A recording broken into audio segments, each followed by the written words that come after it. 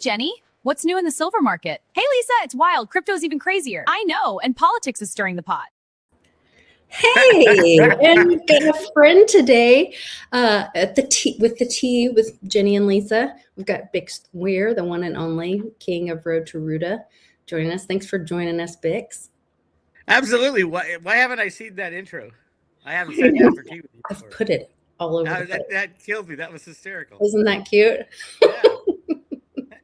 Jenny's good day to have. Yeah, I know. I'm like, do you guys have like a little silver teacup you use? I do have. Well, I don't have a silver one, but I have like a mug today. But usually I have one of my like teacups, and I'm trying to find a certain one to give to Jenny to send to her. But a lot of our stuff is in a big container locked up. So,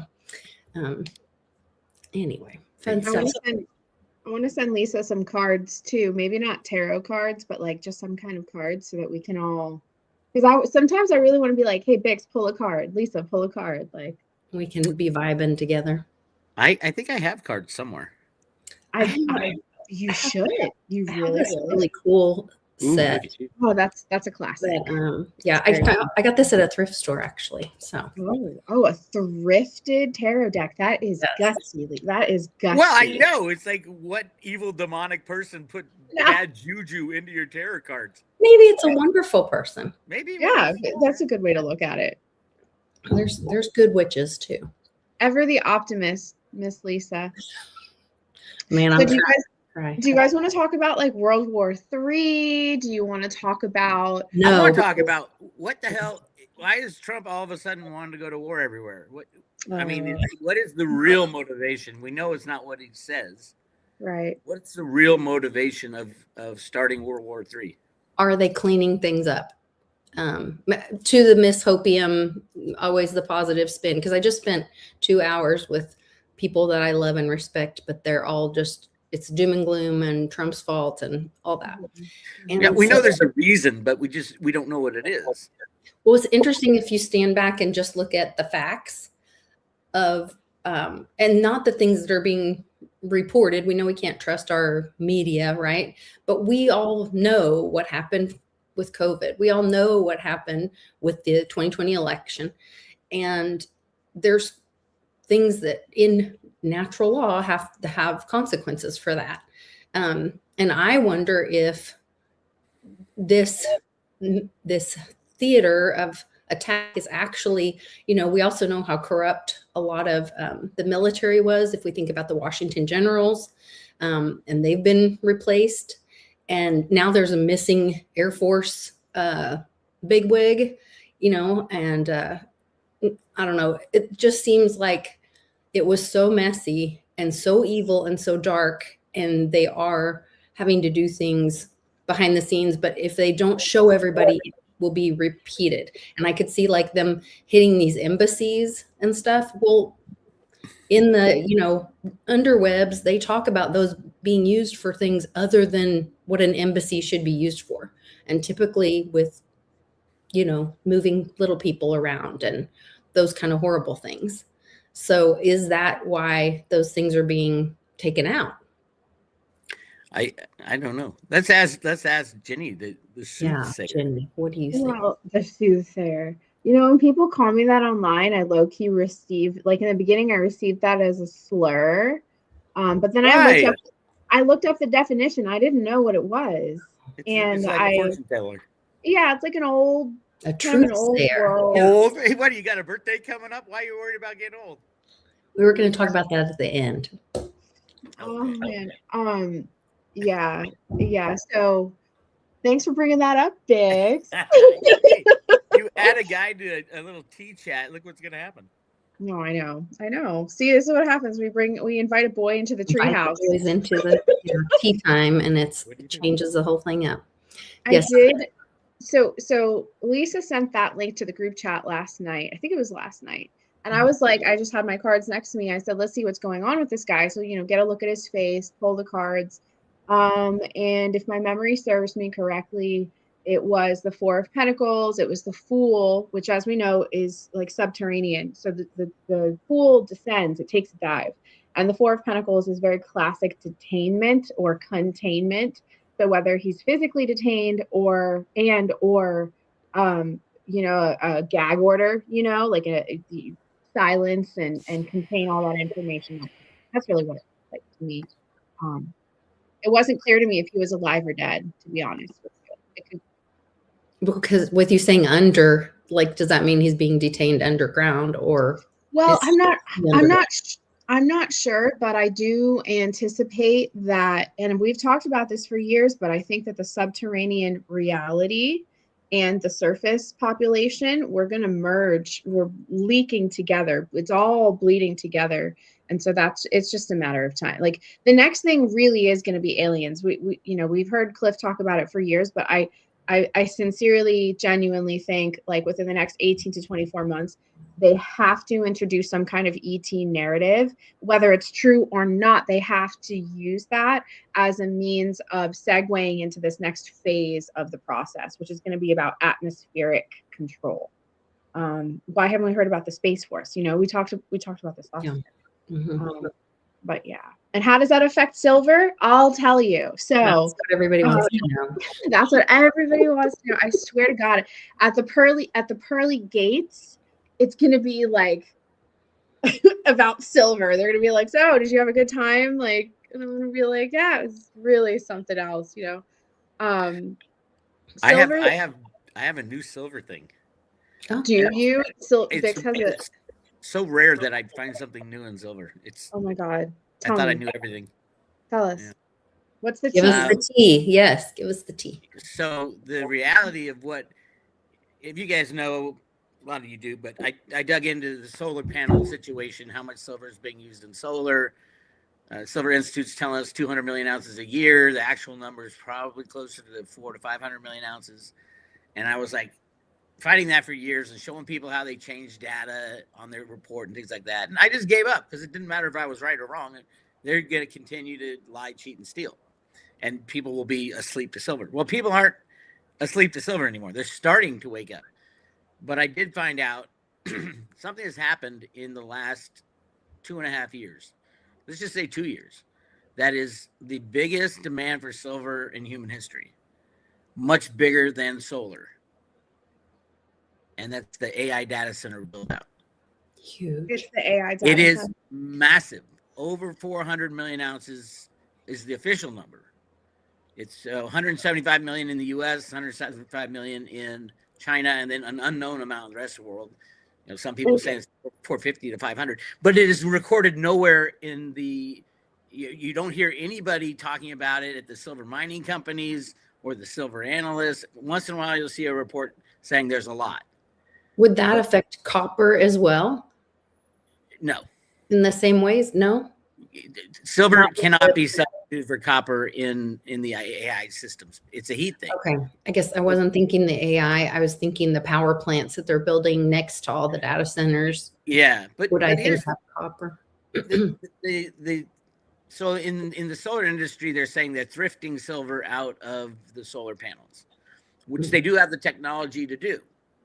But the reality is, because silver's only like 20% of the cost of the equipment, they'd rather have the silver because the silver's better. And so I did a search on how many gigawatts last year was put in with the new kind of thrifted type of solar panels with no silver in them or very little silver in them.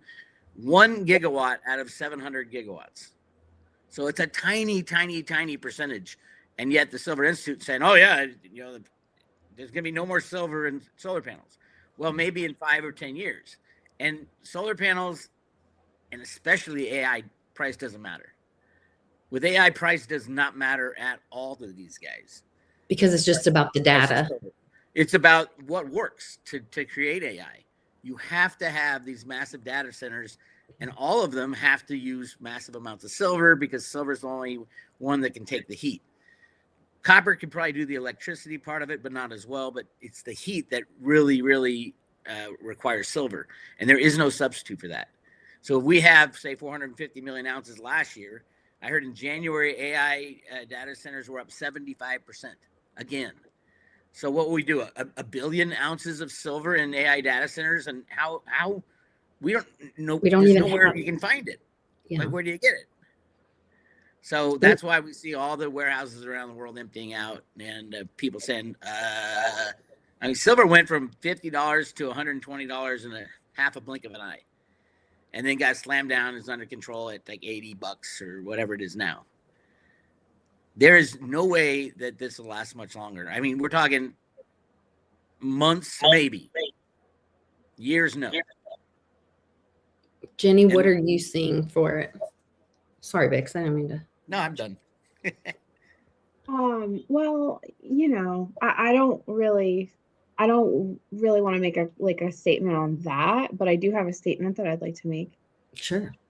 So, something about the atmospheric use, like, I know it sounds kind of weird, but try to imagine that silver could be utilized as some kind of aerosol, or translated as some kind of spray or vapor, or some kind of, when they can bring it down to a level where it can be dispersed across, like, so it's because I know we can put it in solar panels, you put it in phones, you put it in TVs, or you put it in RFID chips, you put it in everything because it's this powerful thing. I anticipate something pertaining to the atmosphere. And then also, this has come up for years for me, and it could still be years down the road. I don't know exactly how that stuff, works, how the timelines work. But they need it for uniforms. They need it for gear. They need it for equipment. They need it because when you enter a completely different theater of war, which we're moving from 6th and 7th generation warfare to something completely brand new and strange, there are, there's real utility in silver and gold and copper, where you need it to, basically combat other kinds of metals.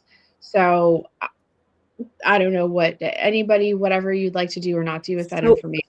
No, you're spot on. And they have just come out with an admission of this, is that they have been spraying aerosol, vaporized, silver iodized. So remember last year, Bix, when you helped Cannon with his science fair project, and he interviewed you for it. And one of the things that happened by accident in the science fair project was that we used iodine to check for bacteria in the milk. So he put silver coins in milk and then saw how long it kept it, antibacterial, whatever. But one of the side effects was that when the iodine hit the silver, it caused iodized silver. And so it causes these little like snowflakes almost, or clouds. Like you sometimes see them in those weather things that people have, where it like the cloud structure of the tube changes depending on how the weather is going to be recently. Anyway, Cannon's he's really into weather and has one of those too. So we did this research and looked it up and found out that it was creating that. And remember, around that same time last year, around this time, people were seeing all the floaty stuff in their pools, the white stuff in their pools. It was from the iodized silver having a reaction with the water. And but if you think about silver's very, very healing. I'm sorry, Jenny, what did you say? Well, no, skullcap is just to your point. That's exactly what he's saying, is that they need it for the chemtrail programs as well, using it with the admixture since the 50s, he's saying. So, I mean, what sucks about it is, how they can use something like silver. I mean, what else is new? They use all of God's creations and bastardize them to. But is this a good thing? Is this a healing after everybody went through COVID? Was this a white hat? It could be, to heal people with theoretically. Theoretically, it's hard to say who, is going to win this. It really is, I don't know who's going to win. Yeah, just like they're saying that supposedly the Anunnaki used gold. They consumed gold, right? Well, that's from who's that famous guy? Zachariah Sitchin. Zachariah Sitchin said that. He's been proven to be controlled by the deep state. So who knows what is real and what is not? Who knows? Well, I knew that the Anunnaki narrative, like I started to question it when my mom was like, "Did you know that the Anunnaki?" I was like, "Oh, hold on a second. Wow, that's a step for her. Something has shifted, and I suddenly am not. That narrative suddenly has zero appeal to me." Wow. If mom likes it, I'm not involved. Yeah, I hate to say it, but I mean, hey, it's all for education. Zachariah Sitchin has his place, and he definitely like made his mark out there uh, in that field. Somebody said I cut my hair. I didn't. No, it's Let's just see. tucked behind Look his at ear. that. Look at those boyish locks. I know. That mop. Those boyish curls. Look at that. It is impossible to control hair. I don't know how you ladies do it after all these years. I'm like, I can't sleep. Amy won't let me cut it. Really? I mean, I thought you were doing it because Jenny told you to grow it out because she told me not to cut my hair. oh, yeah, no. Until silver hits what? Did 5,000? we pick a dollar? I don't think we picked a dollar amount. Yeah. I need it 200. That's my. You'll never see $200 silver if the Comex is still open. But the Comex inventory is down under 80 million ounces now, and they're not long for this world. And they're all spoken for, all those ounces. Will you discuss that, Bix, or educate me? So with the deliveries, like the delivery was supposed to happen in March, but they had to make their promise or their decision or whatever, how much they were going to actually deliver and how much they were going to kick forward in end of February. Is that correct? Not really. Okay. So what happens is the Comex is futures and options. So silver derivatives, fake silver is what trades every day in the millions and millions of ounces every day, 300 to 500 million ounces on average, trade back and forth. And that's how they set the price of silver. It has nothing to do with physical silver at all. And the whole world accepts that number because the bankers have told the world to accept that number. And, you know, they got all the media's in on it, and, you know, they just play the game. So now people have figured out, holy shit, we need massive amounts of silver for solar panels, for AI, massive amounts of silver for everything. Physical silver, the real thing. So the Comex had, I think it was 200 million of registered silver. That's the silver that can be delivered. Not too long ago, I think it's maybe 6 months or 8 months ago. I don't remember. But that's steadily 2-3 million ounces being pulled out every single day. And now they're down to under 80 million ounces. At some point, we're going to see the manufacturers panic. And those people who've been pulling the silver out are going to say, holy crap, I still need silver to make my iPhones. I still need silver to make, set up my AI data centers. I need silver for XYZ reason. So you're not seeing, and all the manufacturers are actually, a lot of them are going to the actual mining company and saying, I want to buy your future production. I'll pay, higher than what you'll get for it anyway. And they're jumping on it, which I think is a big mistake for any mining company. I would divest in any mining company that sold forward positions to manufacturers, because silver isn't freely traded. You're selling your silver right now. Even if you sell it for $150, that's not the real price of silver. Silver has not been priced properly for 180 years.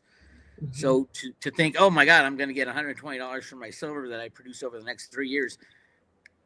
Barrick Gold tried to do that way back a long time ago with gold and ended up just destroying the entire company. If you sell forward production and all of a sudden the price goes crazy, most likely the costs are going to go crazy too. And then you just shit out of luck.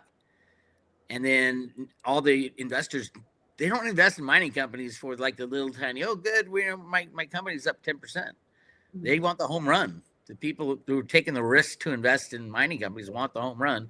And the mining CEOs, for the most part, there's some good ones, are absolute jackasses when it comes to understanding manipulation of their product.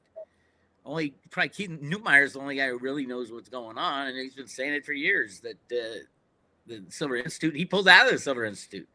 He was a funder of them with all the other mining companies. Like, you guys are lying, flat out lying to the people. So yeah, we got to like wade through the bullshit. Yeah. So as far as the deliveries, if you look at the deliveries on the Comex, half of them are delivering, one bank delivering to another bank, delivering to another bank. They're just, it's kind of like the shell game where they pass it back and forth. They'll roll contracts, which Jeffrey Christian loves to talk about. So that's great when there's silver to be had. With everybody pulling silver out of the warehouses now, there's no silver to play the shell game. So you're going to end up with a bunch of shells, and you open up the shell and there's nothing there. Is what's going to happen with the Comex and the LBMA, which is kind of ran out already, and a lot of the silver had to be shipped over there. But this is their own silver they're playing with in the game, and it's probably mostly SLV silver, which is 560 million ounces of silver that is in the Comex and LBMA warehouses. They're required by law to keep them in those warehouses. So you can subtract out 560 million ounces out of the total number, and you're getting to very low amounts of silver all around the world with no end in the demand. I mean, tell me, when are they going to stop building the AI data centers today?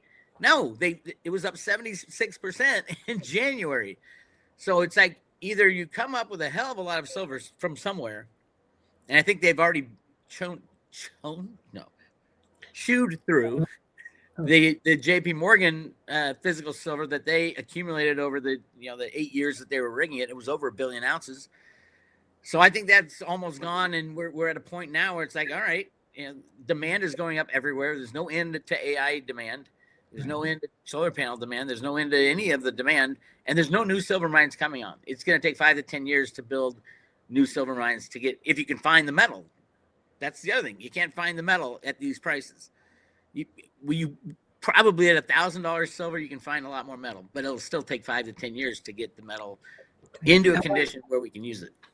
Yeah, I wondered what the tipping point was for the mining when it was worth it to them to open the new mines. But then, like you said, it takes another 5 to 10 years before production.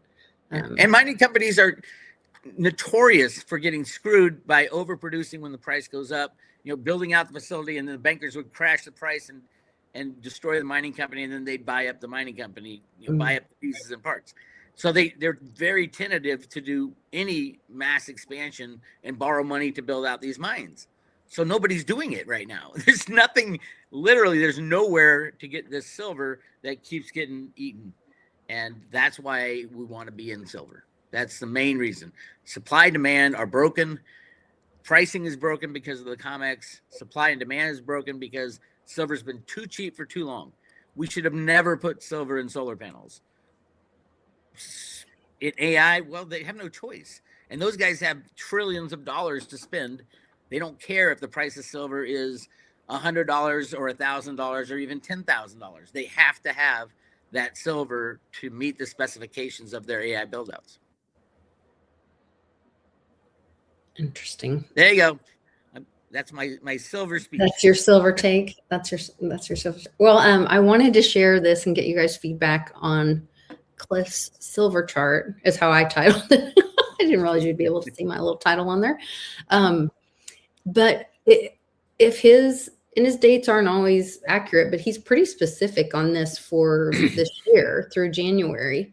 And then it's my understanding, and I may be incorrect. Up here, he says you won't like living in a 600 silver world, but it doesn't ever get to 600. It's like 330 or something. That's not the silver price, is it? Reading? Oh, is that not the silver price? No, that's the index something. I can't read it. Index level. Synthetic market proxy correlated to emotional tension. That's his emotional tension stuff. Okay. So yeah, it's not the silver price. Oh, I thought this was because it says danger points in institutional money, and all this. So I thought that this was related directly to silver price. You even called it Clif's silver chart. I did. Yeah, I literally thought that's what it is. Because we are about here, just past the Epstein. And I wondered if the Congress was them, voting to protect their sexual deviance in the Congress, and voting down that exposure of the fund. But didn't seem to bother too many people, I guess. So maybe we still have something to come with Congress. I don't know. Well, we're not done with the month yet, right? Well, that's true.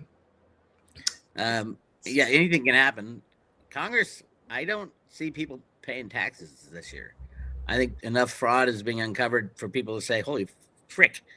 They should just stop paying taxes when Elon said he found the 14 computers that were just printing money out of thin air. Yeah. Now we find out billions and billions and billions of dollars going into Minnesota to the Somali refugees. They're running around in fancy cars and multi-million-dollar bank accounts. Elon Omar, or whatever her name is, she's got $30 million in the bank from being a congressperson. That's just what her husband did, or her brother, or whoever she married. Yeah. Blatant. Yeah. She married a different guy after she got her brother. And I mean, the whole thing is just crazy. Why are we paying taxes so they can give them to Somali refugees so they can buy Lamborghinis and shit like that? This is insane. It is. But will the people... It's just a super shitty investment. Imagine all that money and you buy a Lamborghini. I don't know. To me, it's just a wait. Like, what? You could do so much with that. But that's not the way, a lot of people think, is like, there's a reason they didn't have money in the beginning. Right. It's just stupid. Just dumb. I'm going to blow it on Cristal and the, strip clubs. Yeah. I mean, okay. It's really a dumb mentality. Nick Shirley, the guy who exposed the Leering centers, he took a trip to California and he was doing some of that stuff there. But it was either California, somewhere it was like a Jewish population, like a Hasidic population. And that's like New York. It caught very little traction compared to the Somali situation. And I think that's because, they were able to tamp it down in the media. They were like, shh, like we don't look over here. You're not allowed to speak about anything bad about the Jewish population. Right. It's not allowed. And they're not even, What he was uncovering that they were like all on welfare. Yeah. And kind of get paid to have kids. Yeah. And using the, and that's like a Trump thing, I guess. Don't hate the player, hate the game. Our laws, our rules are so screwed up. The fact that we give handouts the way that we do encourages. I mean, they have a saying about don't feed the bears for a reason. And then we wonder why our country's being invaded and our culture's being taken over. Mom Donnie did a Ramadan celebration at City Hall, I heard yesterday or today or something ridiculous. I mean, just that guy's a nut. What a total nut. Yeah. Losing our culture for sure. I have a question for Chinny. Oh, good. What are the odds that Gavin Newsom is the Democratic nomination for president? I don't think we'll get to that far. What's that? 2020? When's it? 28. Yeah. I mean, this has to go down this year. We have to be done with this before the midterms. What do you mean done with what? Well, we'll hear what Jenny says. I don't want to. Okay, no, I love challenging you. All right, Jenny. I know. I love fighting with you too.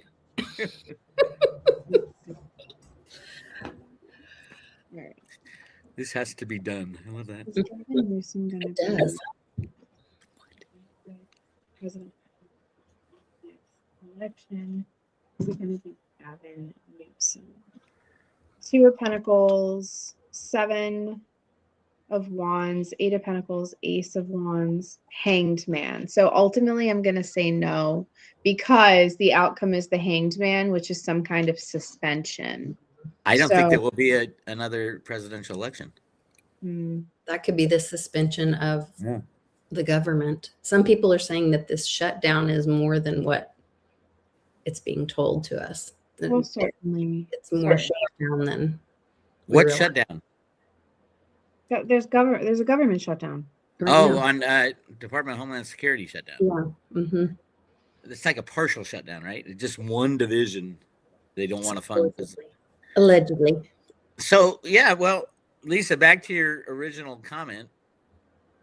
You want this to be done by election time. I said this has to be because there's no trust. What are we talking The American people do not trust the voting system. We know it's corrupt. We know the machines are corrupt. We know there's proof out of what is everywhere. done? We know all that. What do you said The has to be done? movie has to be done. It has to have Everything? a revealing. Yes, everything. Okay. No, Wow. there'll always be darkness That if there's light. There'll always be. I agree with you. Don't get me wrong. I agree with you that everything must be revealed for us to move forward. But Yeah, that or means people will stop there's no paying check attention. account. There's no voting. Why do you think there's voting? If everything's done, there's no voting. There's no money. There's no getting gas. If everything's done, we got to fix the Barter. whole thing. We have to start a new system. Yeah. And I think that's what they've been preparing for. But to say that everything's done means everything shuts down, and there won't be any voting for congressmen. I don't know There will that be it Congress. shuts down totally, not everything, but I think it is the push What wouldn't shut down though? over the bridge to transitions. Human interaction would not shut down. True. Well, actually, internet won't be up and running. That's okay. I know where you live. Airplanes won't be flying. I'm not I mean, flying on an When airplane. you're talking about when we get it done, that's, I mean, to me, that's what it is. It's basically the heart of it is monetary. The heart of what, makes people get up and go to work is because they have to make a living and pay their bills. Unless you live in Minnesota or California and you Somali. But the reality of what we were living in versus what we're headed into, I mean, most people pay most of their money that they make to the government for some reason. Everything is taxed, not only your paycheck, but the house that you live in, and the you go to the store. They take money out of your purchases to give to the government in forms of sales tax, gas tax, air tax. Look at your power bill every month and say, oh my God, all these taxes are just, once the tax is in, it never goes away. It's there forever. We are taxed. I mean, I did a calculation and I came up with 75% of what I make is taxed away. Jeez. 75%. Because I'm in like a high tax bracket. Wow.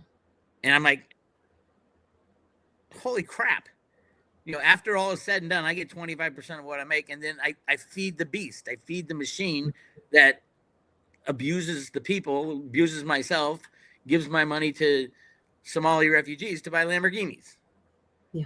When do we stand up individually? Yeah, a lot of people are standing up. But as a collective, I mean, why didn't Elon just tell the people what he really found? He found that hundreds of trillions, even quadrillions of dollars were expended by these computers. Well, and to entities that nobody knows who they are.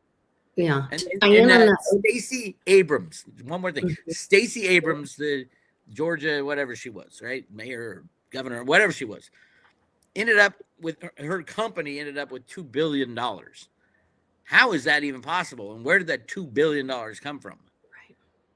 It came from these computers that created money from thin air. And then, how much did the Bidens print for themselves? How many billions, if not trillions? It's infinity money. We're at infinity money point.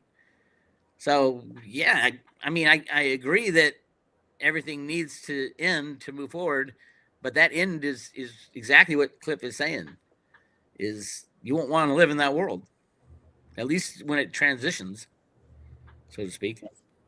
Well, until we take back our power, because we created the prison. Well, we didn't create, but we walked into the prison that they created for us. We put our energy into.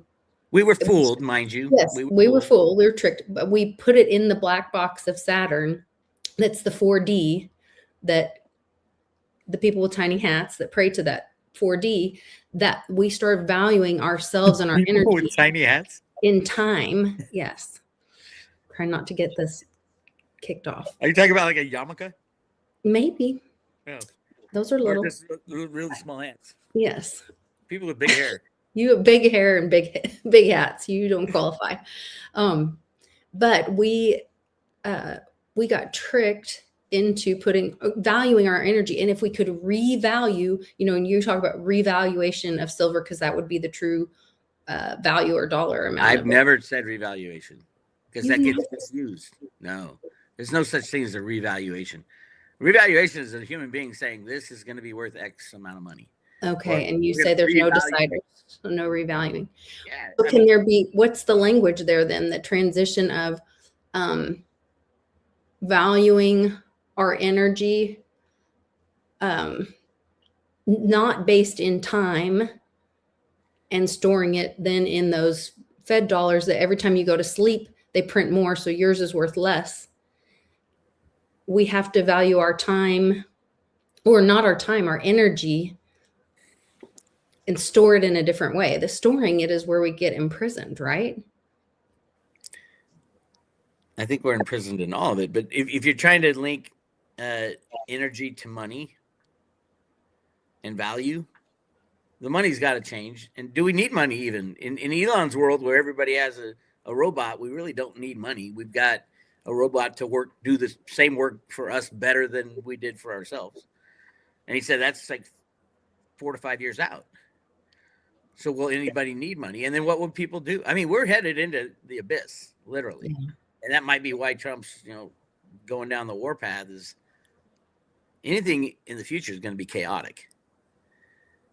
And then we have entities that can destroy the planet. Yeah. I mean, at the end of the day, we probably will be destroyed. It is not a great way to think. It might be the way we ascend to the 5D, though. Well, yeah, but this is our time on this planet to experience some amazing things, which is great, and which is what we're doing. But when it ends, we don't end. No. As soul creatures, no, we say, damn it, there's more I wanted to do. That's what we're gonna be saying. There is more I wanted to do down there than what I was given the shot to. So that's the sad thing about destroying the planet or destroying the population or a majority of the population, is there's more that the souls wanted to learn and experience for the greater good of everything. And that's why we're here, which is what I believe we're here to do, is to experience the new. Yeah, if we can get out of this without blowing each other up, that would be amazing stuff. That's when you're talking about holy crap. But it wouldn't necessarily be such a bad thing if there is no one left behind, because the sadness when there's death is the people that are left alive. They're the sad ones. Well, true. So if we're all gone, we're all partying up in heaven. Yeah. Or wherever it is in spiritual wherever realm. But it it would is. suck. Yeah. No, it would suck. And that's why we feel such the feelings that we do about death, is that these people are no longer part of our experience, and they don't get their experiences anymore. I mean, that's the saddest thing, I believe. So yeah, when we all die, we'll all be sad. Damn, I wanted to do more, so let's try it again. Start fresh. And I believe in, then I don't think the humanity would allow that, or the collective consciousness would allow our destruction if we still have more to learn, because this is the playground that we're learning. This is the school we're in. And until our lessons and we certainly need a few more lessons. Well, like what I think is, so if you guys haven't already, go ahead and pop over to a YouTube channel called Predictive History, and it's created by Professor Zhang. He's not, so he's a little bit unconventional. He's not anything that like we're all used to, because he is a foreigner, but he has a really, really great perspective on things. So go ahead and check out that YouTube channel. But so a lot of his research and his lectures coincide with some things that I've, understandings I've come to myself over the years, is that so this is World War III. This is like what they're going to try to propose as World War III, right?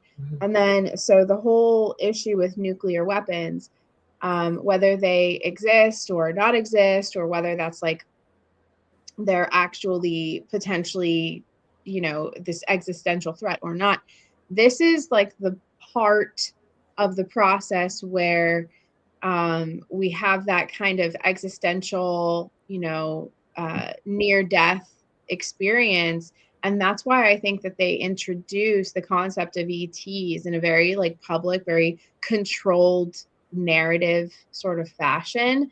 Because if you look back historically, they're the only sort of, so they let us like drop the bomb a couple times, right? But I think so the nature of those types of weapons seem to affect the molecular structure of all frequencies, all dimensions. So it's like we're allowed to hurt each other, we're allowed to hurt ourselves. But I guess because, you know, the reality of this realm, what it is, who made it, who's responsible for it, all of that stuff is put on the line when we're dealing with you know, an existential threat such as like, you know, nuclear wars. But I'm not here to tell you whether or not they exist, don't exist. I don't care, right? I have no dogs in the fight. I just think that this is like this is their opportunity to transition us from this sort of terrestrial civilization to a multi-planetary narrative. That's where we're going to see Elon's. We're going to see, you know, the whole there are entire campaigns that were designed specifically to control this narrative and steer this narrative in that direction. So I mean, we'll see. I've exercised a lot of like detachment with all of this, and I think as a result of being so attached to a particular outcome, being emotionally polarized by, you know, this issue or that, I've learned to just observe and separate myself. And kind of like Bix, like my understanding about death has changed over the years too. You know, we have physical bodies that the soul inhabits for a time, and when the physical body dies or expires, the soul continues that transcendent, you know, that path, and it's so transcendental of the materium.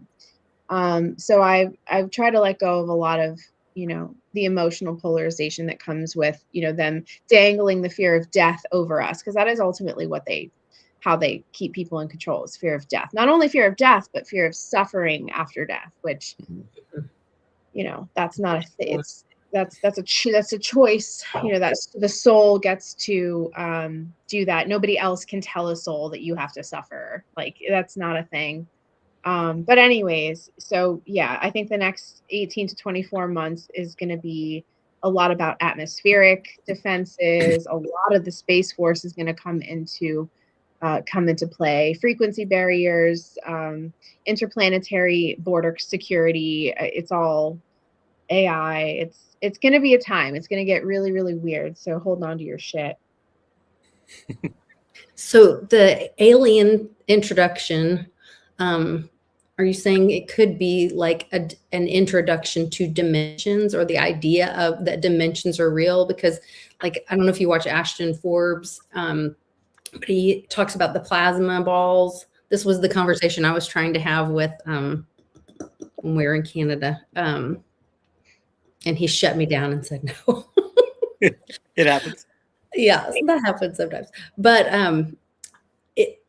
but that could be an introduction to, well, how do these aliens get here? Portals.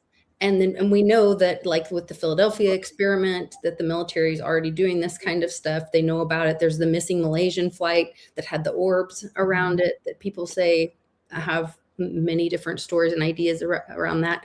But if we understood that if the aliens coming through dimensions, through portals, that was explained to us in a way that we could understand and that we believed, then would we then be able to travel through those portals and ascend to where? Move back and forth to wherever they go, dimension, whatever that the next dimension, or different. Why not the same dimension, different planet? Yeah, I think the portals are more planet oriented. Okay. Like if you go to Machu Picchu and all that, you'll see like portal type things. Why'd they build this big doorway with no?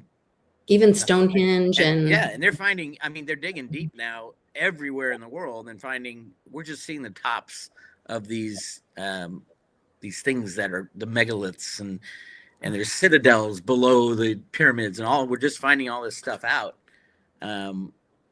which, I mean, in our ridiculousness of our education system, we're told that, they used, I don't even know what they used to build the pyramids. They don't really ever say how they did it. They, oh yeah, they dug a big ramp and they would, you know, rub the rock until it got real smooth and cut it with wood.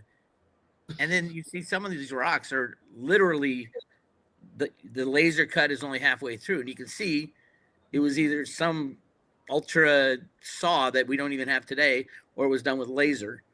And you can see, like, I was looking at in the Cairo Museum, I was watching a video with this guy. He goes, look at this box. It's a rose granite box. It's really hard stone. And you look at the back and it's not finished. And you can see a laser cut halfway through. And he's like, they didn't have lasers back, 5,000 years ago. They didn't have saws. They didn't have metal. How did they do this? They didn't. I mean, it's like everything. And we have like serious archaeological professors and the smartest people in archaeology who are just completely brainwashed to say what they learned in school about where this stuff came from. I mean, I've been to Machu Picchu. I did the 3-day hike up the Inca Trail. Wow. And no, that was not created by humans. Not at all. Not a chance in hell. Well, like, okay. When you were talking about like planets, because I see people are talking about like planets and stuff, like, so do you know how information changes a paradigm? So like, you know something today that you didn't know yesterday, and suddenly you see it everywhere. Or like, I say yellow car. Now you're going to find a yellow car. You're going to see a yellow car. Is it that it suddenly appeared? Or did your paradigm shift because you are thinking about it? It's in your thoughts. Someone told you about it. So that's how planets work. And so the campaign to remove our true history from our collective memory is done so because the reality that we collectively experience is generated by our beliefs. So if we knew the things that they know, we literally would ascend. The planet would change because our perception would be so radically altered. Like, information changes paradigms to such an extent that you literally wake up one day and you see everything completely fucking different. Like when my son had his accident and he survived it, that changed my paradigm. I wake up, I'm a different person. I see the world differently. Planets are the same. So if everybody knew what the elites knew, and the sad thing is that with the knowledge that they have of things, they could transform the quality of life of every man, woman, and child on the face of the earth for eternity. We'd never have to suffer. But they do this because it's their nature. This is the nature of darkness on planet Earth. This is the human saga, unfortunately, is this fall, this sense of being separated from it. But planets are states of mind. So there's a band fronted by Jared Leto. You guys might know, it's called 30 Seconds to Mars. So I'm going to tell you, that's how long it takes to get to Mars, is 30 seconds, because it is a state of being. It's a state of matter. So, the rocket ships, the rocket launches, all that shit, these are basically just super expensive fronts for a technology that already is operational and functional within the human Stargate. You do need devices. You do need certain conditions. You can't just... I mean, maybe there was a time there were mages, I'm sure, in our history that we don't remember, that were able to, take themselves. It's the remembering. There was a Super Bowl commercial, not this year, but last year. Jennifer Aniston didn't recognize Ross. And oh my God, yeah. Yeah. It was AI. And there was several, I'm sure it was AI, because I think she's been gone for a long time. But there were several messages, and I can't remember if there was a Q post, but about the remembering, and will humanity, is that what that will be? Maybe that's when it's over, Bix, is when we have the remembering of who we are, what we are, the collective consciousness, the part of God, all of that. When we remember, there's a really cool video on Sean Ryan, this kid. He's like 22 years old and builds guns and drones and crazy stuff. He's super brilliant, MIT kid. And at the very beginning of the video, he says, if you're to try to explain it, he doesn't believe in God, which is interesting to me because what he's explaining to me sounds like God. But he said if you needed people to know totally who they were, pretend they're a square because they're like on a 2D plane. Well, if he had to come from heaven and he's actually a cube, but to come to Earth, he had to exist in the 2D plane. So he had to unfold himself. And when you unfold a cube, it turns into a cross, actually. Mm-hmm. And that was because if he had just presented as 2D, then it would be the same as people in this experience. But if you're shown that you think you're 2D, but you're really 5D, and the whole cube is unfolded, then we can become a mirror and we can unfold ourselves. And that's how you change the dimension. It was really interesting. It sounds like come and get me a drink. This is when I wear Jenny out. We're traveling deer. Okay. No, I love this. I love it. I do think, when you talk about that type of stuff, I think it's a good way to explain it. But I also think that we chose to forget everything. To experience what we experience, we have to forget everything. You can't come. Well, some people, have this gift. I think Jenny has a gift that she brought with her. It's not cheating, though. It's not cheating bringing your gifts as a spiritual person down to earth. But what it does, I think, for a normal Joe Schmo, if I was going to do this again, and I know what I know in the spiritual world, you know everything. But you can't really, if you know everything, you can't really experience everything down here because you'd already know it didn't matter if you lived or died. You'd already know all this is crazy and really doesn't make. It's going to Gandhi saying, it's everything you do in life is absolutely not important at all. Nothing matters, but it's important that you do it. And I was like, okay, we're down here, blank slate to experience everything. If we came full slated with full spiritual knowledge of everything, we wouldn't experience anything at all. We would know love. We would know hate. We would understand everything. You wouldn't experience anything. There's nothing new created. And that's the beauty of experiencing a life on planet Earth as a human these days is you chose to forget in order to experience. So basically, as a whole, if we're all one, which I believe we are, and we have these little experiences that are new, that's the exciting thing. That's how we become more together, right? Well, just like a really good cryptocurrency, I know. Little thing called Litecoin. You like your hat? Yeah, there it is. I wore my hat just for you. Yeah, because the community, if we're all putting our energy, I guess that goes back to money for me, and why we don't need it, like you said, because we are the energy, we are the creators, and if we put that into or exchange with each other in another way where the community becomes more together, our collective consciousness comes together, then everyone rises together. Then we all get to go to 5D. There you go. I heard someone mention the ice wall and what's behind the ice wall. And I just want to say, I consistently have dreams of moving through rock and ice and all these things. I know that sounds weird. Jenny, rock and ice would crush you. So it's not my physical body moving through these things. It's my astral body or my spirit body. And there does appear to be a lot more surface area, like a lot more land than we think. So I know that won't surprise anybody that the maps that we currently have also been altered.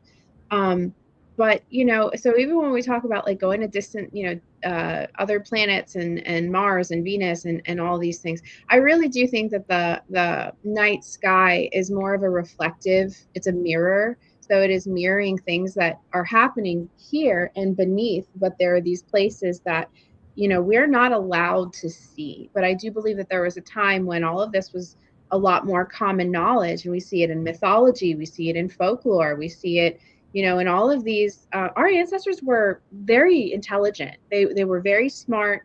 They had very powerful psychic abilities because they weren't, desensitized. Their antenna were not burnt out by constant EMF and black screens and this and that. So they were able to literally detect things that it's more difficult for people to detect those things now because of desensitization. But that's why I am tempted to be very black pill. I'm tempted to be like, that's it. That's a wrap. It's the end of the world. We lost. But I don't. I maintain hope. I still have hope because well, first of all, I know that it exists. Like all of that stuff exists because I have friends like you guys. So how could I be hopeless and how could I be dark and negative when God sent me people that are that good? That's why I constantly have hope. I'm like, it ain't that bad. It can't be, it can't be all doom and gloom. I don't believe that. So I think that there are enough people on planet Earth that are powerful and good and capable to do heroic and life-changing or world-changing things with the information that they receive in the coming months and years. So that's what my hope is, in the people.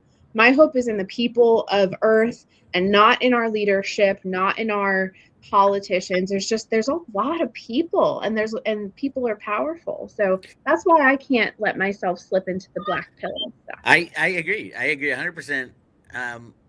And that's the road to root of theory is all about the good guys behind the scenes. And it came out in the comic book. It came out in look at the $100 bill, the new $100 bill. What does it say right above the gold 100 on the right side? You have the right and the requirement that you overthrow your government if they get out of hand. It says that right on the $100 bill. And there couldn't be more symbolic stuff on any of our bills. There's always symbolism on the bill. The only bill that has not been changed, if you guys know, is the $1 bill. And if you flip over the $1 bill, you're going to see a pyramid with bushes around the bottom, and the all-seeing eye. So you start to think, well, why does the United States of America, where supposedly we don't have any pyramids, have a pyramid on the back and the eye of providence and all that stuff? And then you go into the Grand Canyon and you say, holy shit, these are all old pyramids.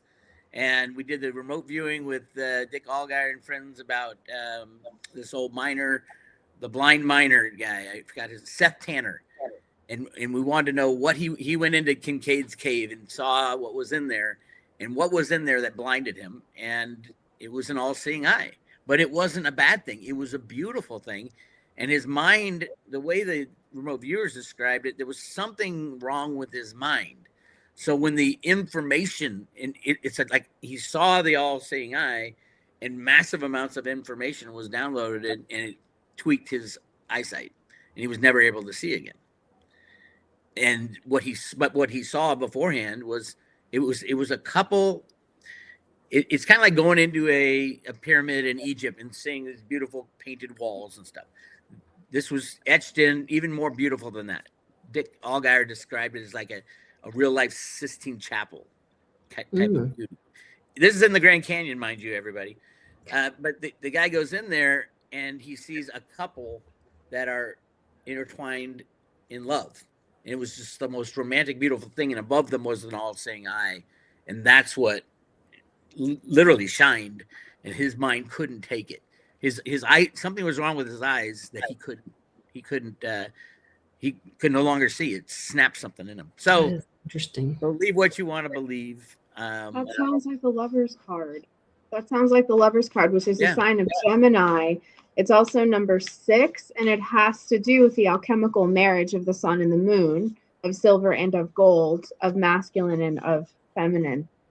So I think that's actually really interesting. He might have been, that might have been there as a kind of a massive symbolic representation of this alchemical union, which that'll blow some chakras open. That's yeah.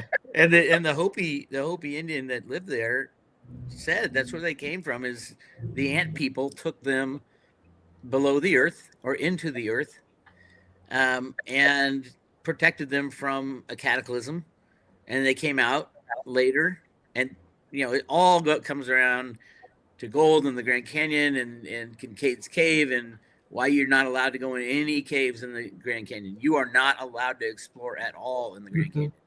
You will be black helicoptered, black bagged, whatever you want to call it. I want them to come get me. Like I want that because I'd like to have a word. Well, Jenny, you like the Marines that are stationed there. Yeah, that's why I was gonna say she has Come an get me, ulterior boys. motive. Come The get Grand me. Canyon, She'll say, "Oh no, don't throw me in that brow patch." Yeah. Don't tie me out, please. Jenny, you Don't told us tie that me up. Jenny saw herself in this flowing gown standing over the Grand Canyon at some point in her life. It was okay. So I'll tell you what it was because I often have it. We're on some kind of like top with a flat top, but it's high up. Like a And there's me and like some kind of like security detail. And what I'm wearing, it's so weird. It's like this collar, but within the collar, it's like very like very avant-garde. Like I would never wear something like that. But it had floating metallic gemstones. It was like gemstones and metallic, but they were running. It was giving me information about what I was seeing. So because we're up top and we're looking down, there's a bunch of cars that came out of nowhere and we're witnessing, we're like trying to get information. So these things around my collar are basically just relaying information for me from what I'm looking at it at a distance. So, and again, you guys, like these are just, images, visuals. I get a lot of it's symbolic, some of it's literal. But I just really have to say, like, when it comes to the technology suppression, I think that that's a door that they're going to have the most difficult time keeping shut. Because of what we're seeing in the, like, specifically the war between the pharmaceutical companies and like real medicine, like real healing, real medicine. The cancer industry is truly almost on its, like, they had to do this to push cancer because it was getting, you know what I mean? Like obviously some turbo cancers and whatnot, but it's catching on that cancer is a completely preventable, well, not in all cases, obviously, right? But it's a parasite.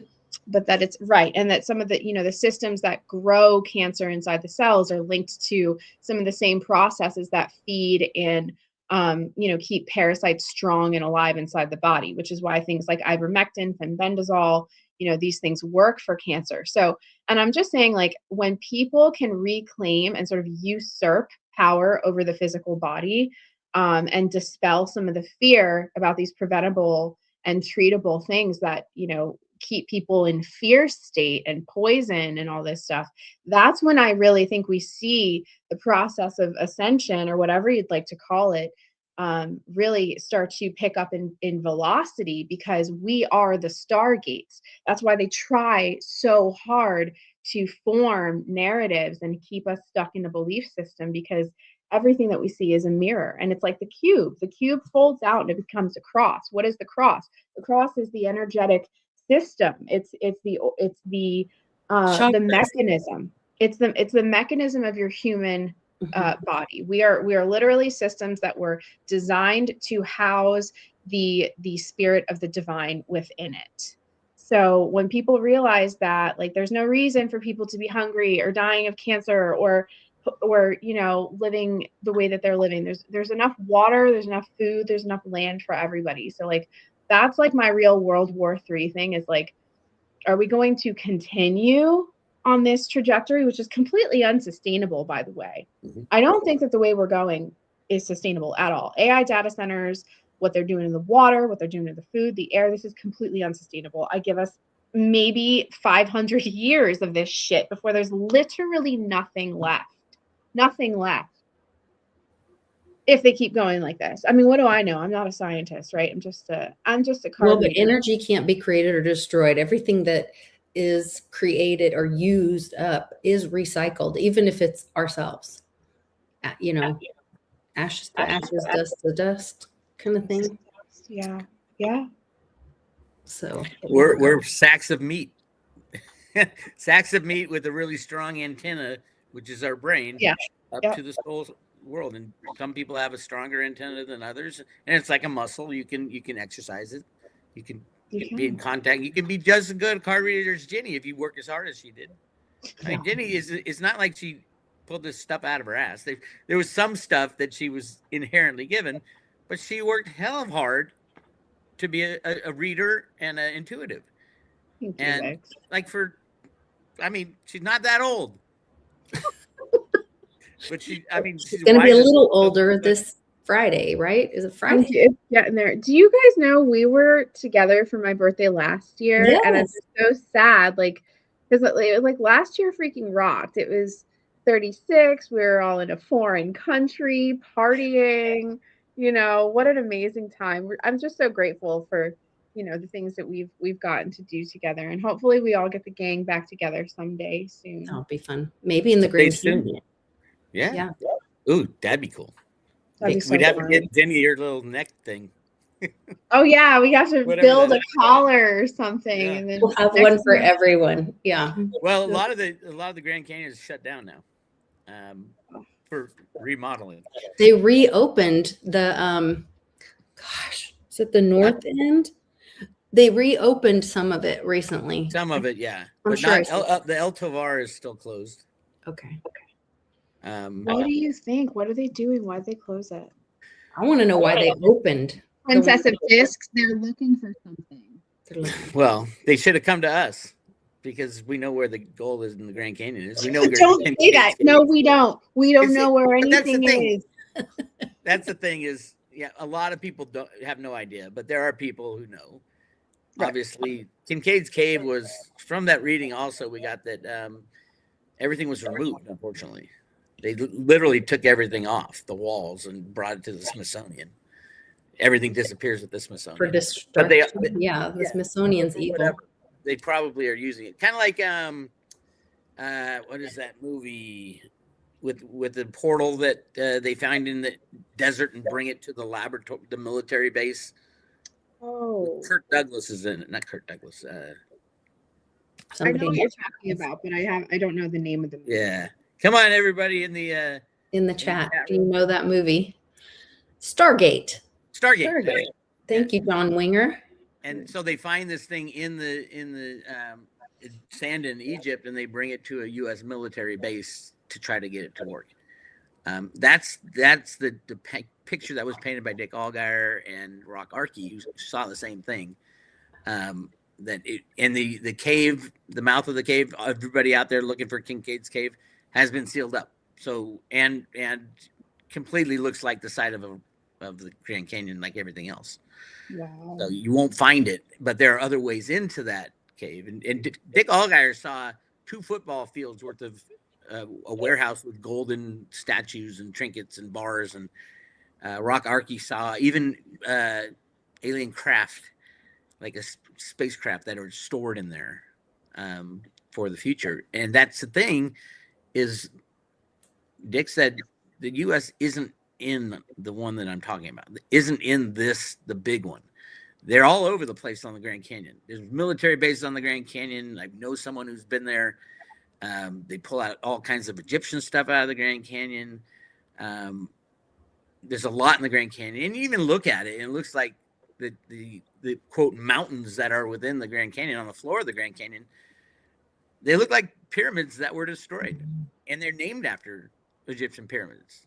The Tower of Ra is a mountain in the middle of the Grand Canyon, and that's what we did the remote viewing on. So it's like it's hiding in plain view. Nobody's allowed to go there though. You're not allowed to explore there. You can go on the trails, and that's it. Yeah. You know what would happen? Do you know what would happen? Is these structures, this infrastructure is so symbiotic with who and what we are that being in the very presence of it brings back online, activates, I think, certain codes in our genome that, you know, this is where you talk about people going in the woods, or they have spiritual experiences, or they have an ayahuasca trip. It's very eye-opening stuff. It's really, you know, it changes you as a person. So imagine, you know, people were making trips and, you know, they're in the vicinity of this technology. Next thing you know, people are experiencing a huge uptick in telepathy, in group think. This group is communicating with that. And Bix's hair, I mean, he was born to be a telepath.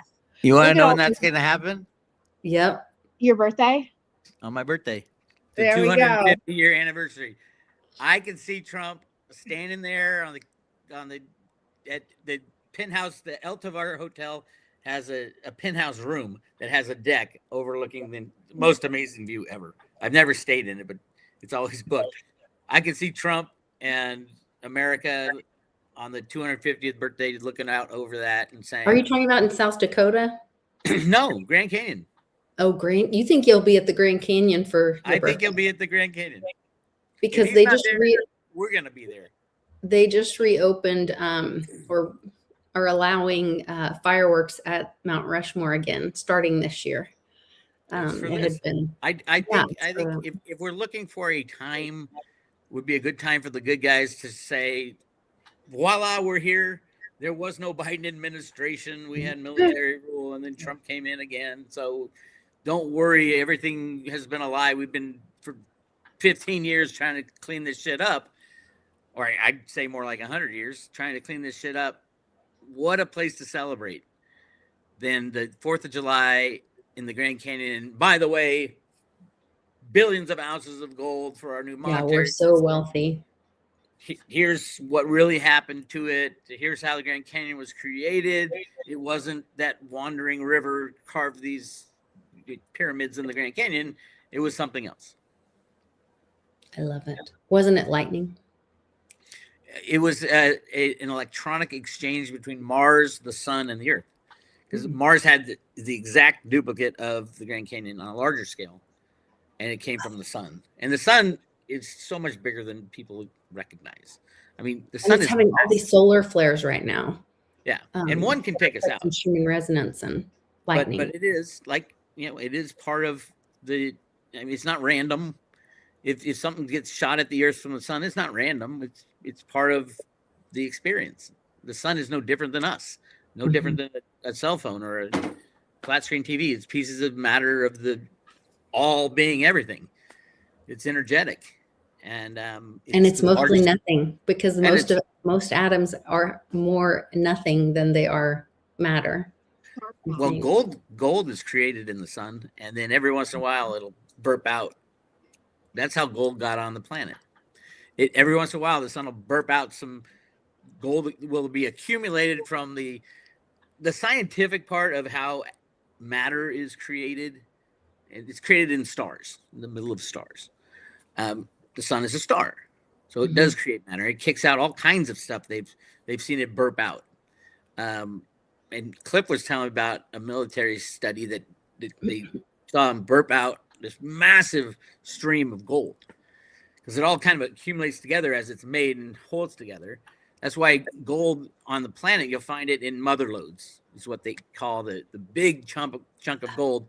And then downstream over the thousands of years, little bits break off in storms and things like that. And you get placer gold, which is little specks of gold in the sand all up and down the Grand Canyon. So if we can find the mother lode, which is the big chunk of gold that the sun burped out that hit the Earth, that's where we find, that's why all the gold is down in like South Africa. And a lot of gold was found in California. These are points where big clumps of gold hit the Earth that the sun made and spit out. So different. I think there's so much gold in the Grand Canyon that it would have destroyed our monetary system back in the early 1900s. That's why the Fed was allowed, because Woodrow Wilson, not only did he sign the Federal Reserve Act, he made the Grand Canyon the second national park. So you can't go in the Grand Canyon and take anything out. You're not allowed. You get shot. There you go. We the people's land, So if we go back there, when we need to go back to a gold standard, and Ruta gets her way and gets to distribute the colored flowers throughout the land, voila. And so I have a question for you, because you always say there will not be deciders. But in the comic book and on the road to Ruta decides. She doesn't. You don't think what she does, and this is what is told in, well, yes, she does, but that's why they gave the teacher's guide. So if you read in the comic, Ruta decides based on Social Security balances. Merit. No, more. No? Yeah, well, kind of. Kind of. The way I read it is that the way it will be done according to the Constitution, you give everybody something, the same amount of something, and then those who have worked the hardest and longest, usually the older people, that have a bigger Social Security balance, would get more than someone who's just starting out in the workforce. And they'll, over time, they'll earn that money, and the older people will spend it or hand it down, right? And that's what was done in the Road to Ruta comic. But the teacher's guide says, what if the people don't accept it? And throws out like 60, 70 questions, unanswered questions that everybody's asking today. All the crypto people are saying, what will be, everybody with the Nestor and the Gestra and the quantum financial system. It's like all that stuff takes deciders. And this is what I always come back to. There can be no deciders because there will be no one who has the standing on the earth that has that kind of power. It will be nobody from, obviously, because their system failed. The BIS. So even humanity will choose it. Yeah. All of There'd be no humanity bankers. has to choose it. Bankers would be lucky to survive, much less be the deciders of the future system. It won't be the sad treasury. It won't be Trump. It won't be anybody because no one would agree to it. So if you have nobody agreeing to it, you either have nothing or you have the one thing that we do as a country have in the books that says what our monetary is, and that's the Constitution, which says gold and silver, and that's it. So cryptos, I think absolutely cryptos can be used by the individuals. I don't think government should be in cryptos at all. I think the whole Trump thing and getting into cryptos is to get the pedo cabal out of cryptos. To expose. No doubt he's going to crash the crap out of it, or just come up, hey, here's Reggie Middleton's patent, we're going to enforce it. And voila, you've destroyed 95% of the, and Reggie doesn't want to destroy anything, but he wants to get paid for what he did, which he deserves it. Yeah. And all the crypto people are freaking clueless about that at all. They have no idea. And yet, how many of them do you think have pay a Microsoft fee every year? To all of them. Or an iPhone. You pay a fee to the inventor of all kinds of things in this iPhone.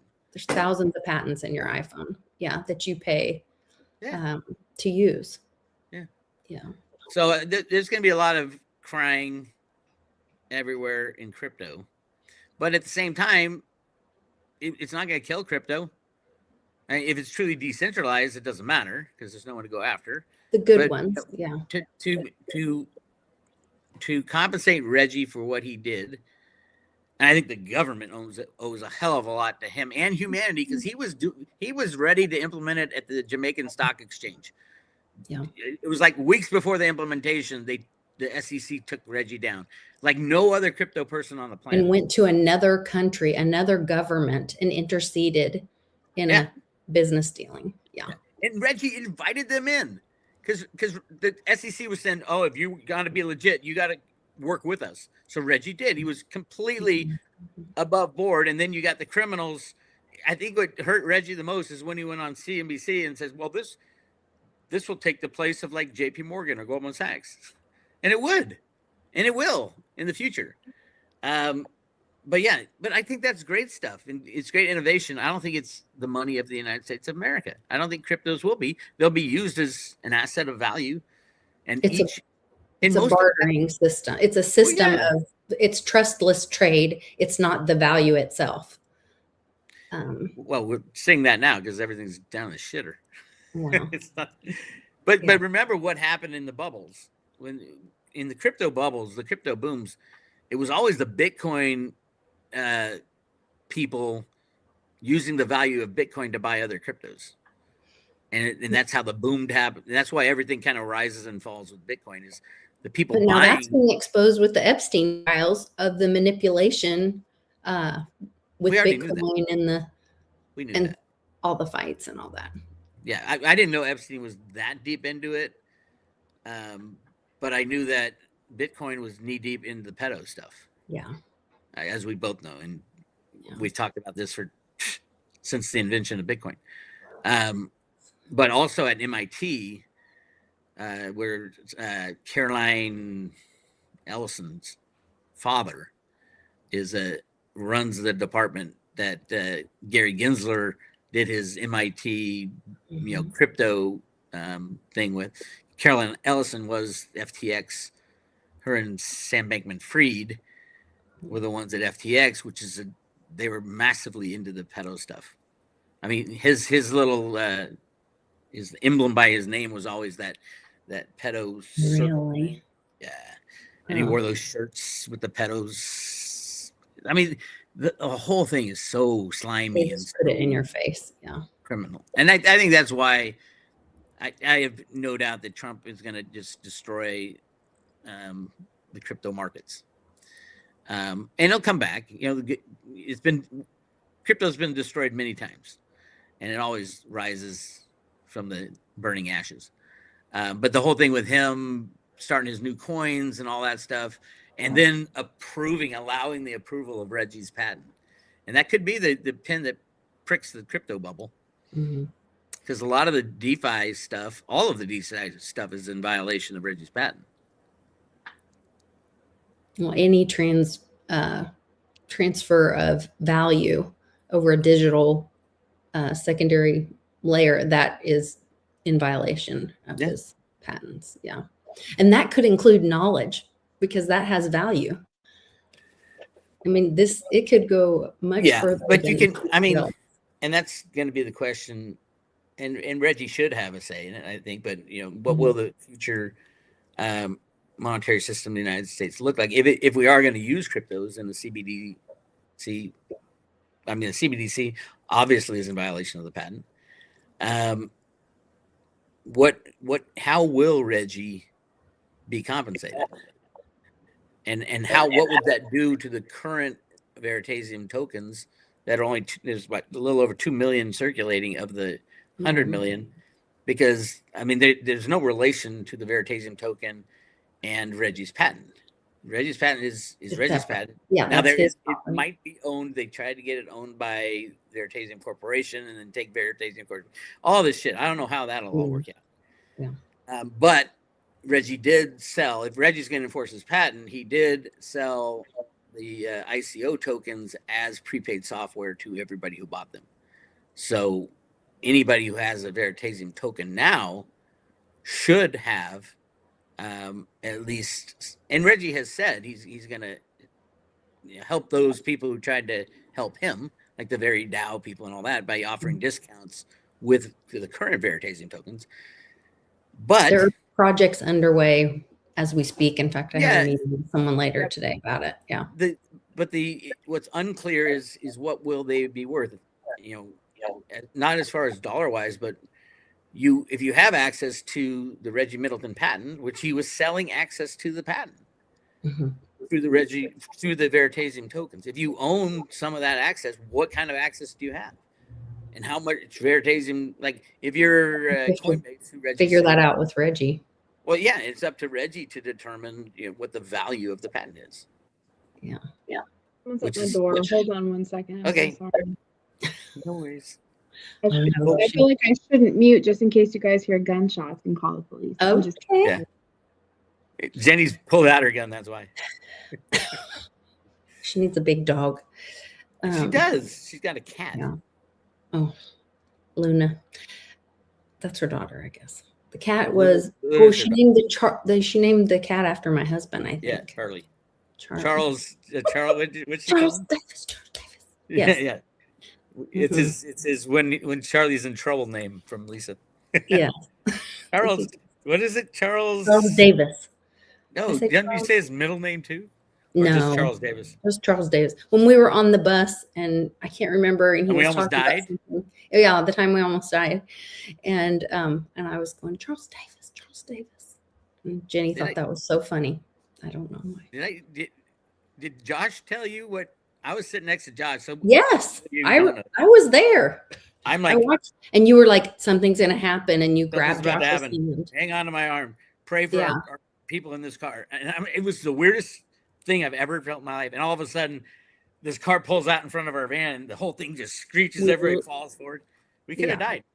We could have quite easily, but our work here is not done. So our work here is not done. And I don't want to leave people with the when I said our end will be, in the end we'll all be destroyed. It's not a bad thing. The end could be 10,000 years into the future. I just think at the end of the day, if we create something that can destroy humanity, we'll at some point use it.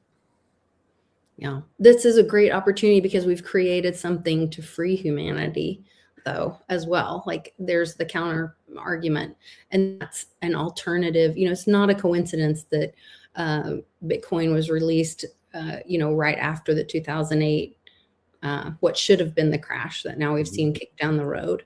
And we have all suffered the consequences of it. And, one day we'll realize how ridiculous it is to pay, $40 for a steak or whatever. So, yeah, but we did. I mean, we had the tools already. We had gold and silver. We just chose not to. We didn't use them. Well, we've tried to use them over and over, and they failed every time. And the reason they fail is not because of anything related to gold or anything related to silver. It fails because humans are put in charge. And the paper manipulation, right? Yeah. Well, not necessarily. Now it's paper. That's the latest. But you go back to like the Greeks, and it was coin clipping, putting less and less silver in each coin type of thing, or snipping off little bits of it, or shavings of it, and making the, adding copper to it, shit like that. So yes, the gold standard has failed every time it's been implemented, but it has always returned to the gold standard. Now we have cryptos, so it gives us two choices, which is great. It's great to have two choices as the time approaches when the failure of this is the first time we've ever had a global unbacked fiat system that's going to fail. There's been failures like in Germany and Zimbabwe and all that. There's been failures. Who invited the bear in here? There's been failures. I think she's wearing that as a little memory because last year, this time around her birthday, we were in Canada and she got to wear her big fuzzy coat, which you don't get to wear in Florida that often, I'm sure. It was one of my ex-husbands just showed up. Oh. Just to say hi? No, so he's dropping off the dog cage because they're going on vacation, and so I completely forgot that I'm pet sitting for like the next 10 days. So it's funny, like she needs a dog. Well, I will be looking after a dog for the next. Well, there we go. Yeah. From my mouth to the universe to you. Yeah, I mean, there we have it. She's like the sweetest, most dainty, like runt of a golden retriever. So she's not exactly tough, but it'll be fun. It'll just be us girls. Nice. How many ex-husbands do I have? I'm looking for more. Would you like to join the roster? I'm very expensive though. Oh, no. It's an application fee. I will tell you. Here goes the comment section. It starts it just goes crazy. But back on track.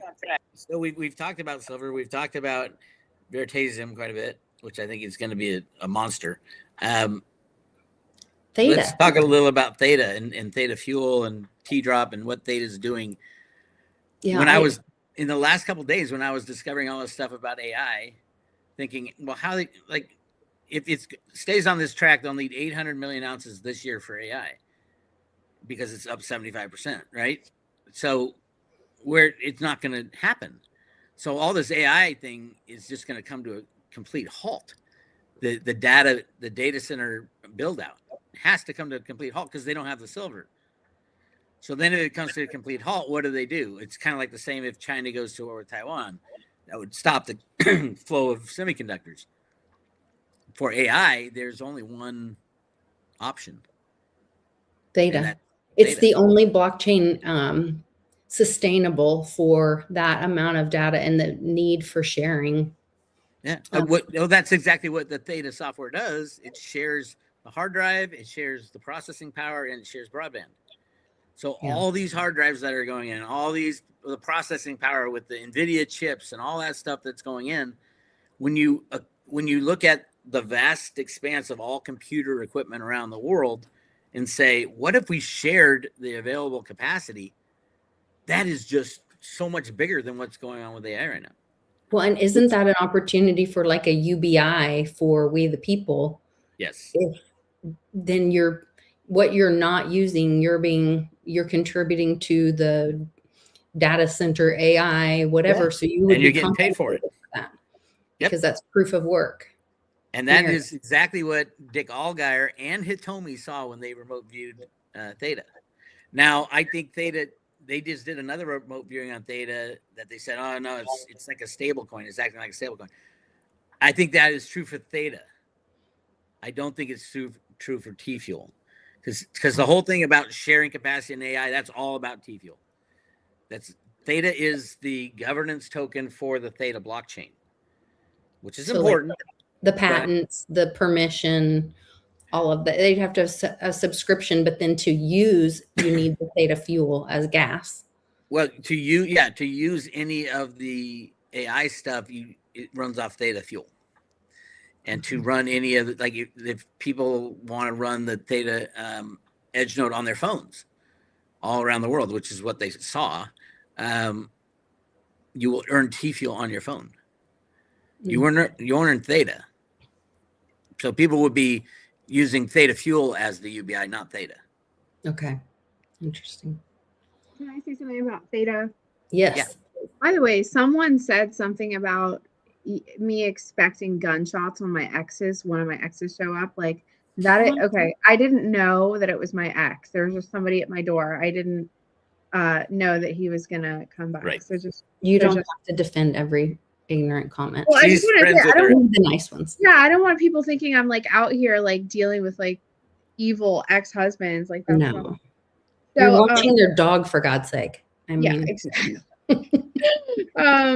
Okay, so a couple of things, because I see a lot of people asking about the trajectory of Theta.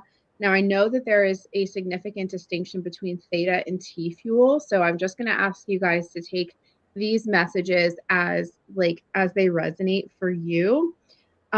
So we've got sorry, the comments are distracting. People say things that I want to like. You can make your screen. No, I have it up for bigger, and then I have it up for a reason.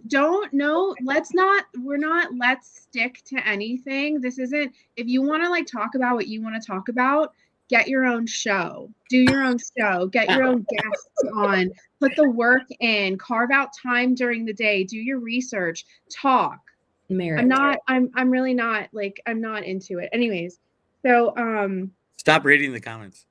I'm going to actually. Well, now I can't. So let's see. So okay. So now we have the strength, which is number 11. Remember, this is the trajectory and performance of Theta and T-Fuel. And we have the Emperor, which we actually really like. And we have the 3 of Cups, which is a card of abundance. So what I anticipate, and this has come up a lot before, but this is basically a kind of, I don't want to call it a centralization, okay, because it's not that it's centralized, but imagine it becomes utilized almost as if it's like, because the Emperor is a lot about authority. It's when it's given a type of authority, it's given a jurisdiction, and that there are specifically and namely the 3 of Cups. These are 3 entities that work together. I just want you guys to see it because there's 3 overflowing. Let me see. Hold on. There are 3 overflowing cups, and they do have a lot to do with I win, you win, we all win. So this is a symbiotic ecosystem where 3 very powerful things work together to create an abundant result. Okay. And then also, we all know the song that Bix wrote for Theta.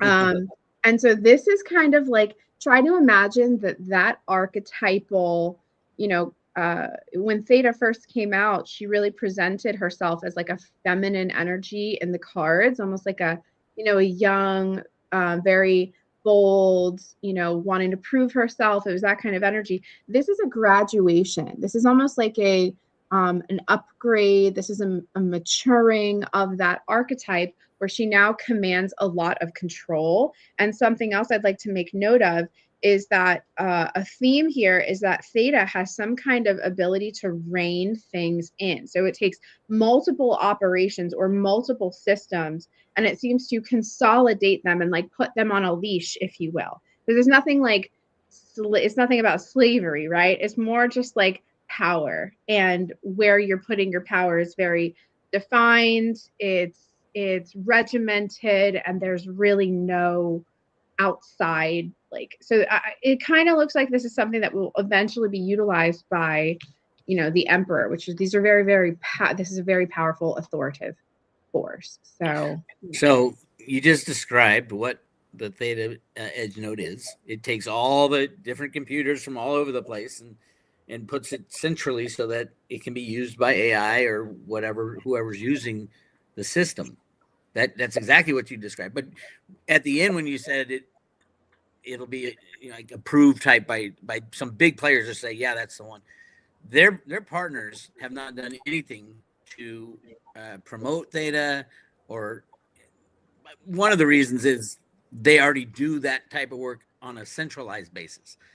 This is Google and Microsoft, and now they're working with all the telephone companies. So Verizon and they're just signing contracts with everybody, and then all it takes is one of them. If Google said, for example, we can't afford to build out AI anymore because there's no more silver left on the planet, or we have no computer chips because China just invaded Taiwan, those two things would make AI build out, that is the largest expenditure of large corporations in the world right now, stop instantly. If they have $5,000 silver, they're not going to make these plants. So what is the only opportunity outside of that is to say, for Google to stand up and say, hey, everybody download this app. For Samsung actually to, on their next, they can touch every single one of their TVs, and Elon could put it on. Data is a software download, is what I'm trying to say. Well, and Starlink is complete now. It can be on every device on the planet. If people said, "Oh my God, my brother Joe just downloaded the Theta Edge node, and now he's earning T-Fuel. I need to do that." Would that be funny because AI took my job? Could that be in conjunction with the X money that's coming out next month for everyone? I don't know what the X money is. Is that Elon? Is Twitter, it crypto or Twitter money? I don't know if it's crypto or not. I don't know. They're supposed to launch it for everyone next month, but they did have tipping previously on X as an option, and then I guess they took it off or only have it for certain people. Yeah. And the fact that Trump says no tax on tips, and if that becomes the new way to transact, but they would still need the Theta bandwidth to do all the sharing for any transactions. Yeah. So maybe that's the third thing. When Jenny said there's three things working together, I was thinking either it's Reggie's patent, Theta, and the AI, or the. I think the three things are probably more like Google, Samsung, and AT&T, or like the three. Like right now, all this work is being done by Google and Microsoft. They're building out these huge AI data centers. And the telecom companies are starting to feel left out. So if you can, because the sales pitch by Theta Labs is go to the telecom company and say, hey, we already signed up Verizon and Deutsche Telekom and these. If you don't do it, you're going to miss out on AI. And nobody wants to miss out on AI. Yeah, Jenny, tell us what you think. So I'm going to get to a timeline on Theta and T-Fuel, okay? Skullcap had a really, really great question, so I asked the cards. Vix, you might find this interesting too. So he asked specifically, can you ask the cards if there are now already companies like Google who are using their Theta stockpiles in private environments to stake and train proprietary AI bots? And I think that's a really fascinating question. So we have the Princess of Discs, the Hermit, the Fool, and the Ace of Pentacles. So all across the board, these are yeses. And they definitely speak to that sort of prototype, like sort of trial and error phase of it. However, I think it's really successful because the Ace of Pentacles tells me they have the bones of this completely like solid. They just had to check like, you know, they're building up from the ground up. But I also know that this is done in secrecy because of the presence of the Hermit and our Fool card, which, as we discussed earlier, especially here in this context, it's reversed, which tells me these are things that are hidden from sight. They're done underground. They're done hidden. I don't mean literally underground in this case, right? These are things that are done behind the scenes. They're not being promoted, which would really, listen, if this is true, this will answer a lot of questions that we've had about Theta and T-Fuel, namely Theta Labs and their marketing. And like, why, after, you know, over the course of all these years, why has this amazing technology with all of this, you know, potent capability has just suffered from some of the most piss poor marketing strategy and like commercialization that I've ever seen, and when it could have been so much better. I think that was a combination of a bunch of different things that were going on at Theta Labs. However, it makes sense to me now in hindsight why so much of it had to be hidden, because they were, you know, this is like Ace of Pentacles.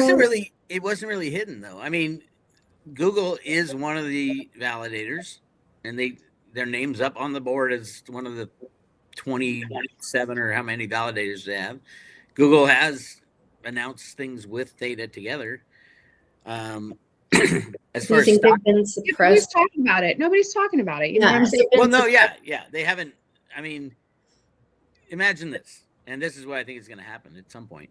Imagine Google, Samsung, Sony, Microsoft, Apple all get to have a press release one day after the AI hits a bump.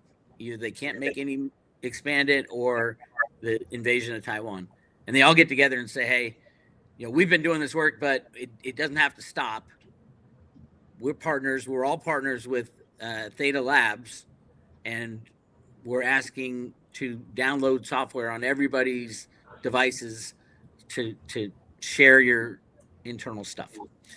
Now, if that does happen, and I've run this through all kinds of AI what ifs,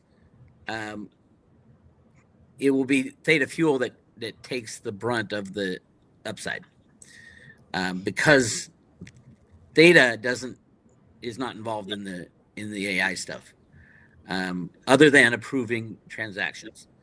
But Theta Fuel would have to be, if you download to share, you'd have to download that app onto, like, Samsung could do it tomorrow if they wanted. Oh, we have an update for your TV. The next time you've seen those on your TV is, oh, you got to update the new software. And usually it's done behind the scenes. They can literally dump it onto 5-10 billion assets, 10 billion computers running the Theta network, and instantly have this massive network. Now, could the technology handle it? I don't know. You know, how it's kind of all segregated into each unit. Each unit can handle it, but can the way the AI systems work, can they bring all this capability together? I mean, they're pretty smart dudes, and they haven't had any problem before. You know, the problem is not enough people, much less, but can you go to the billions of devices? I don't know. There would have to be a necessary event, right, to force people to have a need for the tool, something like a Carrington event, well, something like that. Then they transition to this. We're already seeing the big AI investors saying, "Oh shit, maybe we shouldn't have put so much money into AI." Microsoft has announced that they're not going to build any more AI data centers, but other people are, and a lot of times in banking, those bankers will get excited about a sound idea, but not think about the time frame. You know, when is it going to pay off? I mean, AI is not paying off right now as far as the people who are running it. You know, it's all about the future. Well, in the future, but like Elon's Grok isn't paying off right now with all the money they're spending. And none of the AIs are paying off yet. But they think it will. If you build it, they will come, type of thing.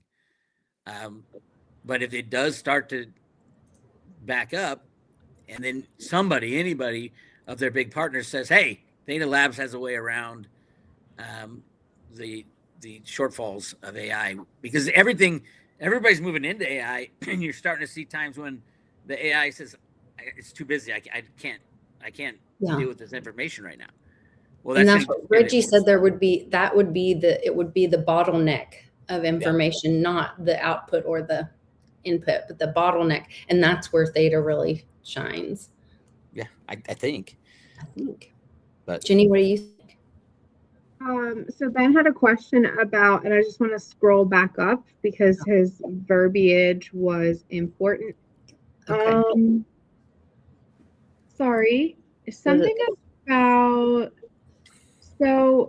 whether or not Theta has signed off. Oh, okay. Officially signed off. Okay, he says, I'd like to know if Theta has actually signed off on the tokens being used like that, or if it will remain in current architecture. And like that, we're talking about it being used basically like behind the scenes, like they're training it and whatnot. To which I got yeses. I have the Ace of Swords, which is a yes. It was all signed off on and like planned. And, I mean, I imagine something like this needs to be absolutely perfected, especially if it's meant to be introduced in a very big way during some kind of, high tension, high stress situation, so that's, I don't think we've seen Theta shine yet. I just don't. I think that there's a reason that we've been on the case, on the trail, since the beginning. There's a reason that White Dove, had something to say about it back in the day. So that's why I've always felt good about Theta. And I mean, here's the thing, like back in 2016, when all this stuff came out, a lot of us thought it was just going to be 2 to 3 years before it came out. And that was a full decade ago, so I think things just take time to develop and make their rounds.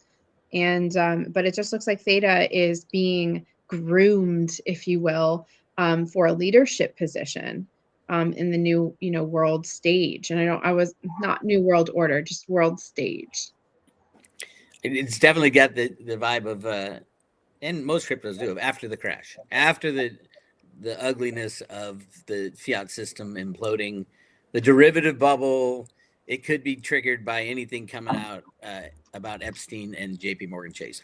I've been screaming this. Jenny told me years ago, silver will not be freed until the pedophile situation is dealt with.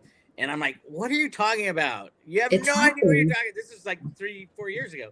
And there was no connection.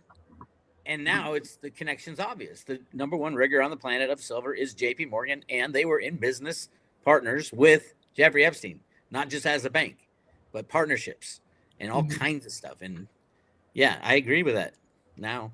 Well, and we're watching we're watching the cartels being taken down and their networks dismantled, which are part of the trafficking. Because, you can sell a drug one time, but you could sell a child many times over. Or a woman. Yeah. Or boys, they traffic boys too. Yeah.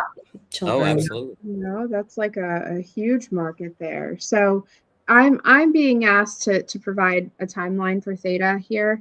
Now, you guys know how I feel, but since it's a party right now. It's a party. I didn't even bring it up because I know you hate the timeline thing. Tell us when. Stand it. I can't stand it. It's the bane of my career. But it is what it is. I got to give the people what they want. Go for it. There you go. So it's just mind numbing. To me, it's just mind numbing because I'm like, oh my God. So anyways, we have the Hierophant, was number 5. Okay. We have the Moon. So our 2 major arcana that are coming up, which is the most indicative of timelines. This does put us in the fall and winter months. What year? It's 2026, Jenny. This is the year. I don't know. Give me a break, okay? But I can tell you that it appears after what looks like a 3. So we have 3, 6, and 9.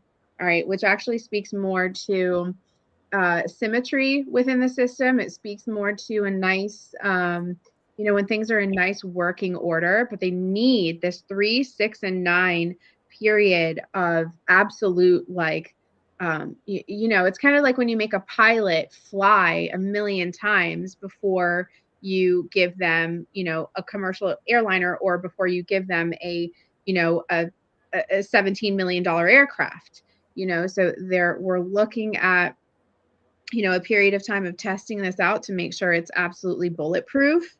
And then I do anticipate some kind of I want to say this puts us around September and October. September, October, November, this 3-month window. Either, I'm not going to say it's this year because that's just too utopian, pie in the sky, but possibly 2027, because this gives me seasons. It doesn't say, if only it was that easy. I know. Come on, you know what I mean? There's a reason why there are these degrees of separation between human beings. Well, and there's free will involved, right? Well, yeah, and that's it too. When people are like, shouldn't you be all of these, doing all these things? I'm like, I don't use the cards for certain purposes that other people, maybe either they would use the cards for those purposes for themselves, or people assume I'm looking up lottery numbers and stuff. And it's just not like that. And the cards really, they have a way of smacking you. They have a way of kind of hitting you on the hand if you ask questions you're really not supposed to ask. Not that timelines are, forbidden to ask, but it changes so much that I just, in good conscience, I'm I don't know that I need to be out here telling people about this date or that date. I've been in this game long enough to know that can totally blow up in your face. And I don't want to do more harm than help. You guys understand. I get it. I know you don't like those, so I didn't even bring it up. But okay, I'm gonna do it. It's great. Well, and before we exit, I want to ask you one personal timeline thing of mine. Yeah, sure. When do you see us breaking ground and starting to build the Davis Little Patch of Heaven? So we have the strength card come out. So this is number 11, but this puts us in the summer months. Okay. So this is like an August energy right here. Or June. Warmth. Or June. Or June. You can be, this is. Are you doing your own reading, Lisa? Yeah. I'm just putting wishful energy and positive manifestation. Absolutely. Let's all sprinkle some fairy dust on that timeline so that Lisa can build her dream structure. Yes, my little patch of heaven. That's what we're working on. All right. Did we hit all the hot topics? Oh, we did lots of them. Did we dish the tea? Yeah. I think we're gonna fix over for tea time more often. Anytime you guys need me, I'm there. Oh, we love you. We do love you. Happy anniversary to you soon, Bix and Amy, and happy birthday to Amy, and happy birthday to Jenny. Thank you. Thanks so much. Thank you. Full year So 21 again. Good job. That's right. And if you want to support Jenny and find her work, she does live. Well, no, they're recorded now, but you have an opportunity to ask questions if you become one of her Patreon members, and then she'll do a reading and a video and put it out, and she spends a lot of time and effort on that. And so it's a great way you can support her work. You can support Bix Weir by going to the Road to Ruta and gaining lots and lots of knowledge by becoming a private road member, and reading the just infinite amount of documents and books and things that he's invested in, put money and time and his energy into to try to explain all of this to us as we go through this financial collapse and transition to the new bright future. So definitely go to roadtoruta.com and you can support my work. Links below. Join me on Patreon as well. Much love to everyone. I don't know how to do that. There you go. You did a good job. No, this is better than mine. Oh! Whoa! Wow, you're so tech savvy. That's a new one for me. Wait, did you just do it? Is this doing it automatically? it's not working for me. There it goes. I don't know.